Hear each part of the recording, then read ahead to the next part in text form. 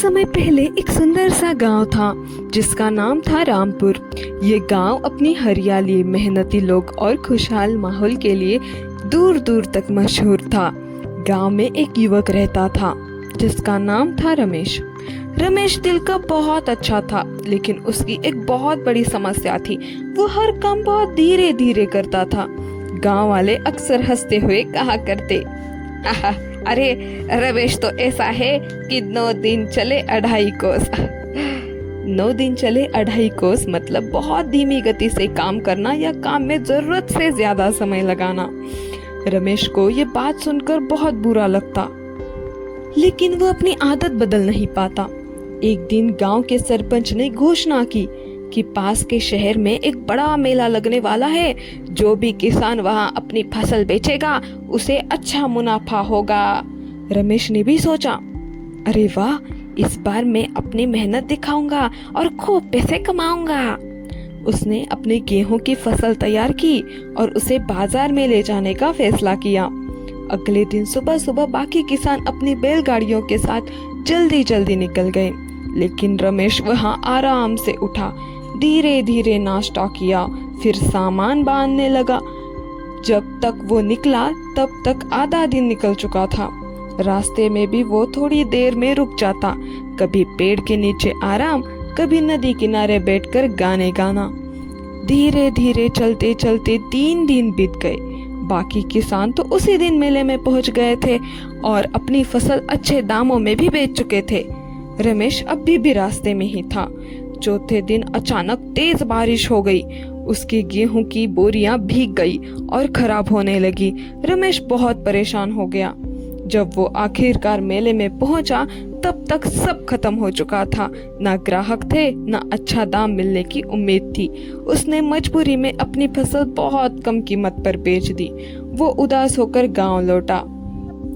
गांव पहुंचकर उसने सरपंच और बाकी किसानों से अपनी गलती बताई और कहा, अरे देखो भाई, मुझे तो कुछ दाम वगैरह नहीं मिला, उल्टा मैं तो घाटे में अपने गेहूं बेचकर आ गया। रास्ते में मुझे बारिश भी लगी, मेरा पूरा गेहूं भीग गया रे बाबा। सरपंच ने मुस्कुराते हुए कहा, अरे रमेश, मेहनत करना अच्छी बात है, लेकिन सही समय पर काम करना उससे भी ज्यादा जरूरी है। अगर तुम ऐसे ही 9 दिन चले 2.5 कोस करते रहोगे तो नुकसान तो होगा ही ना भाई। मैंने तो उचित समय पर आकर यहाँ सूचना दी थी।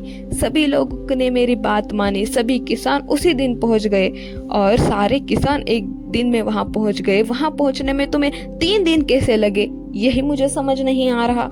अगर तुम भी जल्दी उठकर जाते तो तुम भी उसी दिन मेले में पहुंचते और तुम्हारे गेहूं की भी तुम्हें अच्छे दाम मिलते और ना ही बारिश से तुम्हारे गेहूं भीगते। देखो रमेश, इसमें साफ तौर पर नजर आ रहा है कि गलती तुम्हारी ही है। अगर तुम जल्दी जाते, उसी दिन पहुंचते, तो तुम्हारे भी गेहूं अच्छे दाम में बिक जाते थे।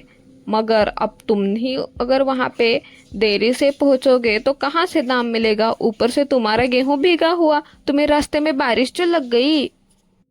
रमेश ने उस दिन ठान लिया कि अब वो अपनी आदत बदलेगा। अगली बार जब फिर से मेला लगा, रमेश सबसे पहले उठ गया। उसने रात में ही सारी तैयारियां कर ली। सुबह होते ही वो बाकी किसानों के साथ निकल पड़ा। इस बार उसने रास्ते में कहीं भी समय बर्बाद नहीं किया। वो समय पर मेले में पहुंच गया और अपनी फसल अच्छे दामों में बेच दी। रमेश की मेहनत और समय की पाबंदी का फल उसे मिला। अब गांव वाले उसकी तारीफ करने लगे। वे कहते, देखो रमेश बदल गया है, अब ये 9 दिन चले 2.5 कोस वाला रमेश नहीं रहा। वरना तुम्हें याद है भाइयों, आज से 1 साल पहले ही रमेश उस मेले में जाने के लिए 3 दिन लगे और इस बार देखो, हमारे पहले उसने अपनी फसल वहां पे जाके बेच दी और अच्छा दाम भी वो कमा लाया उसके। वाह बेटा रमेश, मानना पड़ेगा, तुमने जो अपने अंदर ये बदलाव किया है उसका तुम्हें फल मिल गया और देखकर हमें भी बहुत खुशी हो रही है। अब से तुम्हें कोई भी 4 दिन चले चले जाने में कहीं नहीं लगेंगे, जिसे तुम्हें पहले लगता था। कोई भी काम करने में तुम घंटों लगा देते थे।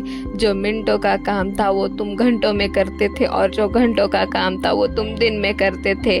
पर अब देखो कितना बदल गए हो तुम। वाह बेटा वाह। रमेश भी मुस्कुराकर कहा, हाँ, मैंने सीख लिया है, समय का सही उपयोग ही सफलता की कुंजी है। मैं इतने सालों में व्यर्थ ही अपना समय इधर उधर बिताता था, और उसकी वजह से मुझे इतने सालों में बहुत भारी नुकसान उठाना पड़ा है चाचा जी। पर अब से नहीं, अब से मैं डट कर काम करूँगा। जो मिनटों का काम है उसे मिनटों में निपटाऊंगा, जो घंटों का काम है उसे घंटों में नहीं निपटाऊंगा, ताकि मेरा काम समय पर खत्म हो सके और उसका दाम भी मुझे उसी के हिसाब से मिल सके। इतने दिनों में पता नहीं मेरी अकल कहाँ गई थी, जो कि मैं इतने छोटे मोटे कामों के लिए इतना समय लगा देता था। पर अब से नहीं, अब मैं सुधर गया हूँ। अब हर काम उसे ही योग्य वक्त पर करूँगा मैं। और देखिए ना, पिछली बार जो मुझे नुकसान हुआ उससे भी कई अधिक मुनाफा मुझे इस साल हुआ, क्योंकि मैंने अपनी गलती जो सुधारी। मेरी गलती सुधारने की वजह से मेरा काम सही समय पर होगा। पिछले बार की तरह मैंने इस बार बिल्कुल देरी नहीं की। मैंने पूरी तैयारी रात में ही की थी। रात में ही तैयारी करके मैं सुबह जल्दी उठकर चल पड़ा, और देखिए इस बार मुझे कितना अच्छा मुनाफा हो गया।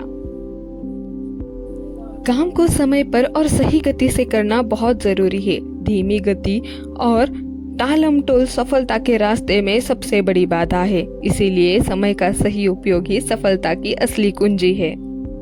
इसीलिए हमें हमारा जो भी काम है वो उसी उचित वक्त पर करना चाहिए। अगर वो हमने वक्त में देरी कर दी तो हमारा वो काम भी देरी से होगा, और जो हमने उससे हमारा रिजल्ट एक्सेप्ट किया है वो भी हमें नहीं मिलेगा।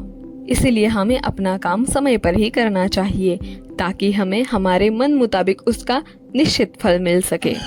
ये थी हमारी आज की कहानी। मिलते हैं अगली कहानी में, तब तक के लिए बाय।